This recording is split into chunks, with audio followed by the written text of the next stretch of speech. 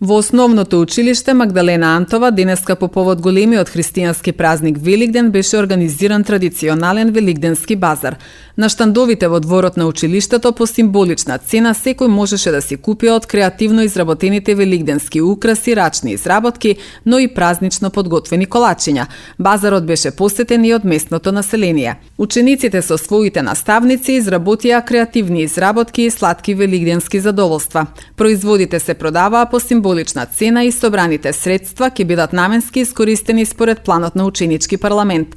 Настанот беше поддржан и посетен од страна на учениците, родителите и локалната заедница, изјави Маријана Димитриевска, заменик директор на Општинското основно училиште Магдалена Антова. Училиштето секоја година организира великденски и новогодишен базар, кој што масовно се посетени од учениците, наставниците, родителите, но и локалната заедница, а собраните средства се наменуваат за потребите на учениците.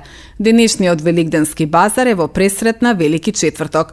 Главен обичај што се изведува на овој ден и со посебно внимание е бојадисувањето на великденските јајца во црвена боја рано наутро пред да изгрее сонцето. Според народните обичаи, најпрвен се вопцувале 3 јајца, а потоа и другите. Се верува дека првото јајце било наменето на Господ и се викало Господово јајце, второто на домакинот, главата на семејството, а третото на добитокот и берикетот.